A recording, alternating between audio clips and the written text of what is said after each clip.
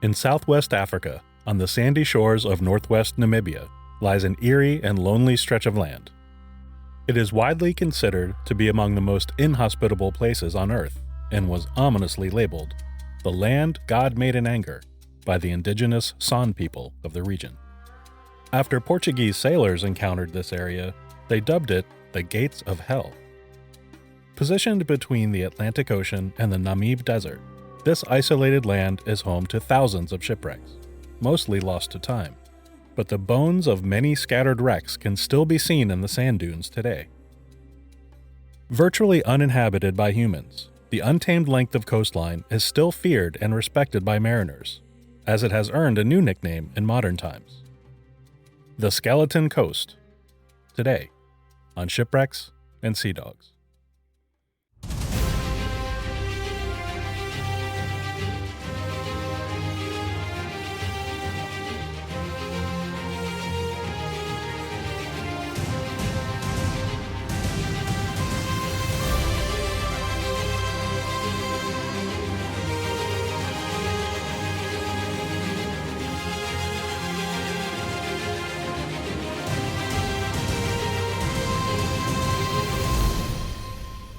Hello and welcome to Shipwrecks and Sea Dogs, tales of mishaps, misfortune, and misadventure.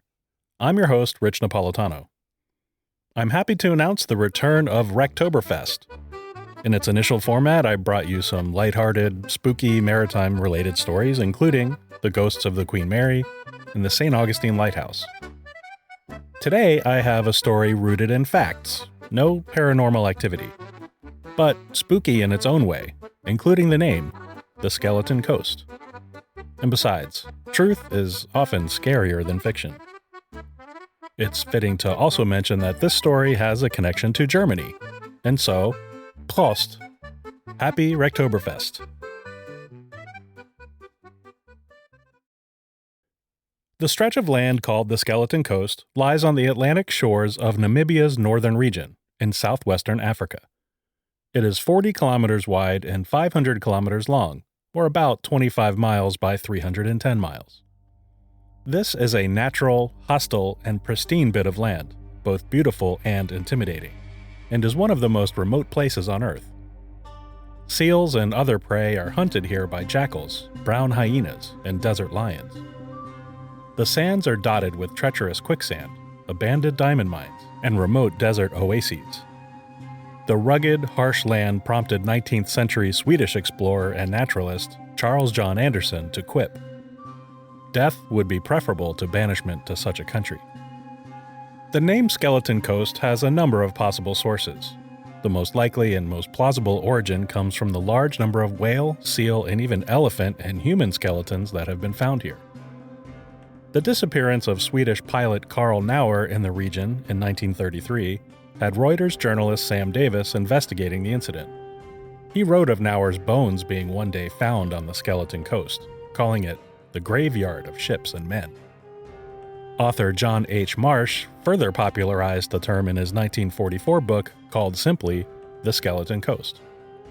The bones of many shipwrecks found here may have also contributed to the chilling name of this land. It is uniquely situated between the cold and treacherous Benguela current of the Atlantic Ocean and the dry, hot wilderness of the Namib Desert. It is known for its unpredictable weather, heavy fog, powerful waves, and in the right conditions, all four seasons can be experienced in a single day. The dense fog from the mix of cool water currents and hot desert air often shrouds the area, making navigation difficult. Adding more confusion is the constantly shifting coastline due to the wind-blown sands of the desert. What was once open water could very well be sandy shore in the future. The story of the Skeleton Coast would not be complete without a brief history of the country of Namibia. Evidence of human inhabitants in this land go as far back as 25,000 BCE. Archaeologists have unearthed Stone Age paintings, weapons, and tools, proving the existence of Paleolithic humans in this area. The San, or Bushmen as Europeans later called them, and Damara people are the oldest ethnic groups in Namibia. The Nama then settled in southern Namibia during the 1st century BCE. The Ovambo and Kavango peoples of the Bantu ethnic group began settling in the north of Namibia in the 14th century, and the 17th century saw the migration of the Herero people from the lakes of East Africa. European contact was first made by the Portuguese in the 15th century along the shores of the Skeleton Coast, but they did not establish any permanent settlements. The Dutch, and then later the British, both held coastal interests during the 18th century and made efforts toward colonization, but never ventured far inland. In the 1840s, the German Rhenish Mission Society began working in Namibia, and in 1883, German trader Adolf Lederer bought a swath of land from Nama tribal chief Joseph Fredericks II, paying 10,000 marks and 260 guns. He then renamed the area Lederer after himself. The late 19th century saw European nations scrambling to divide up Africa into their spheres of influence, hungry to gobble up as much territory as possible. Lederer convinced German Chancellor Otto von Bismarck to claim the region for Germany, as the British were showing increased interest in colonization. In 1884, Bismarck claimed the territory for Germany and established German Southwest Africa as a colony. German people began moving into the territory and displacing and exploiting the native peoples. These actions and the influx of Germans prompted rebellions, and these escalated in 1904 with the Herero and Namaqua Wars. German settlements were attacked, and farms and buildings were damaged or destroyed, killing approximately 150 Germans. As these attacks intensified, Germany increased the presence of its Schutztruppe, or protection force. It was at this time our first featured shipwreck comes into this story. The vessel Eduard Bohlen was a passenger liner and cargo carrier built in 1890 for the Wehrmann Line. By 1898, it was being used to trade goods between German Southwest Africa and Europe. When the Herero rebellions escalated, the Schutztruppe decided to place captured Herero people on board the Eduard Bohlen. 282 male prisoners were sold to South African labor contractors to work in the mines, making it officially a slave ship. In 1909, the Eduard Bohlen was scheduled to deliver equipment to the diamond miners at Concepcion Bay on the Skeleton Coast. But when heavy fog enveloped the area, the ship ran aground on a sandbank about 100 meters from the coast. Some of the cargo was unloaded, and another vessel, the Otavi, attempted to tow the stranded ship off the sandbank. But the grip of the Skeleton Coast would not let her go, and the crew and its 30 passengers disembarked and were transported to the nearby settlement of Swakopmund. In just a few days, the unpredictable and shifting sands had surrounded the vessel, trapping it in a landlocked position. So much sand had shifted that it became possible to walk from the beach to the ship during low tide. With the Eduard Bohlen now stranded, nearby diamond miners began using it for lodging. The manager of the mine himself received the very comfortable captain's quarters. When mining operations later shut down, the ship was abandoned, then forgotten, and left for the desert to claim. Over the last 100-plus years, the remains of the Eduard Bohlen has shifted 400 meters inland, partially buried in the sand dunes, like the bones of a sun-bleached skeleton. The ghostly remains of the vessel are a curious attraction to adventurous visitors on Namibia's guided tours. It is an ominous reminder of the ever-changing coastline and the dangers of the Skeleton Coast. Legends say the ghosts of the crew can be seen at the wreck site. However, nobody died as a result of this wreck.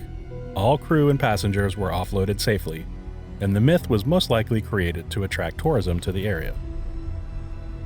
The wreck of the Eduard Bohlen was used in the 1987 film Steel Dawn, the 2011 TV series Wonders of the Universe, and the 2024 Amazon series Fallout.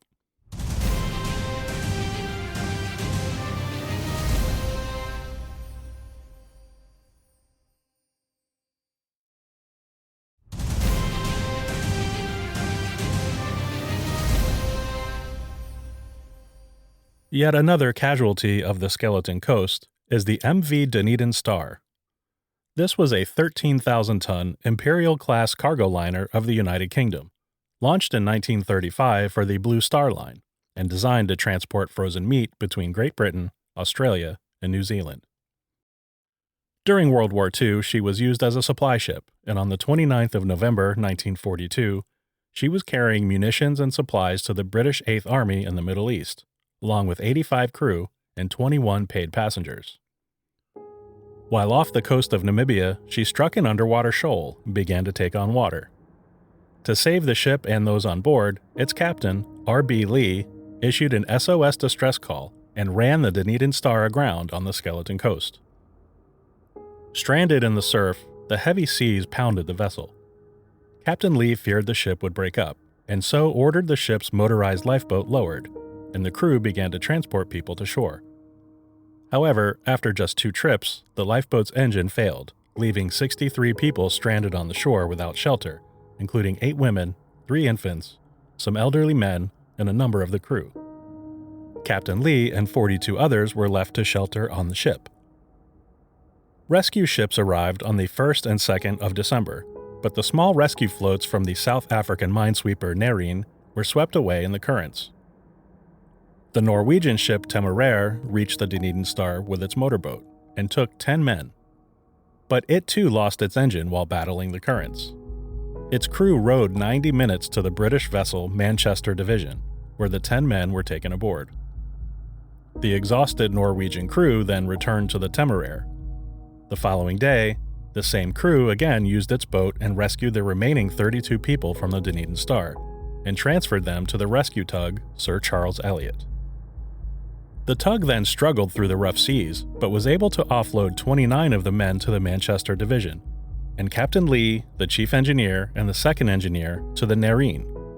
The following day, the tug Sir Charles Elliot was wrecked at Rocky Point, killing 2 of its crew. Those on the ship were rescued, but the 63 stranded on the beach were left with few supplies, no shelter, and required assistance. On the 3rd of December, a South African Lockheed Ventura aircraft spotted the survivors and dropped supplies down to them, but the supplies were destroyed on impact. Captain Emmons Nauda attempted to land his plane on the beach and rescue as many as possible. The plane's landing gear dug deep into the soft sand, trapping the aircraft. Numerous more aircraft dropped supplies on the beach over the next several days as rescue efforts were being organized. On December 9th, the Nerine reached the Dunedin Star, and its radio operator, Dennis Scully, swam ashore to attach a line. 14 crew, 2 women, and 2 children were rescued, and 10 more were brought aboard the following day. Captain J.W.B. Smith of the South African Police then arrived with his overland rescue convoy. The remaining survivors on the beach were loaded into 11 trucks and arrived at Windhoek on the 23rd of December, and then finally to Cape Town on the 28th of December. On the 17th of January 1943, Captain Nauda returned to the Skeleton Coast to recover the Lockheed Ventura that he left behind. He and his crew made the necessary repairs, and the aircraft took off, but after just 43 minutes, it experienced engine failure and crashed into the sea. Remarkably, Captain Nauda and his 2 crewmen survived the crash and were able to swim ashore, where they were rescued on the 1st of February. All crew and passengers of the Dunedin Star survived, but the Skeleton Coast claimed the vessel itself, the Lockheed Ventura aircraft, the Sir Charles Elliot tug, and 2 of its crew members. The cargo of war materials on the Dunedin Star were lost, and hundreds of rubber tires were washed up on the shores. Even now, rubber tires can be found up to a kilometer inland.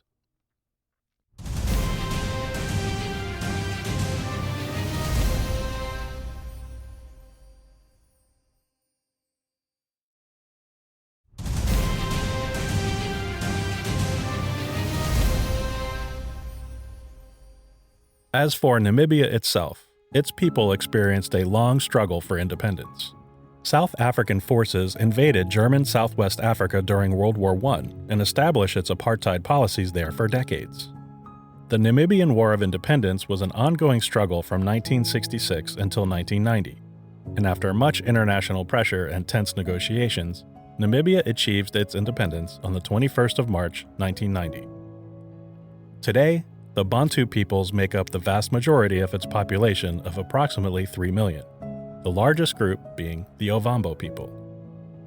The Skeleton Coast National Park was created in 1973 and stretches from the Ugab River to the Kunene River, covers 16,845 square kilometers. Access to this protected area is limited to registered tour guides and their guests, and to a very lucky few who are granted government passes to enter, keeping it one of the most isolated, mysterious, and beautiful locations on Earth. That's going to do it for Wrecktoberfest, the Skeleton Coast. Thank you so much for listening. Shipwrecks and Sea Dogs is written, edited, and produced by me, Rich Napolitano. You can follow Shipwrecks and Sea Dogs on social media and YouTube at ShipwrecksPod. All episodes can also be found on shipwrecksandseadogs.com, where you can also find Shipwrecks and Sea Dogs merch. Buy a t-shirt for yourself, a friend, and help support the show. You can also support the show by making a donation at buymeacoffee.com/shipwreckspod, or by subscribing to Into History, a collection of some of the best history podcasts available. Subscribe at intohistory.com/shipwreckspod. Original theme music is by Sean Siegfried, and you can find him at seansiegfried.com. Please join me again in 2 weeks. But until then, don't forget to wear your life jackets.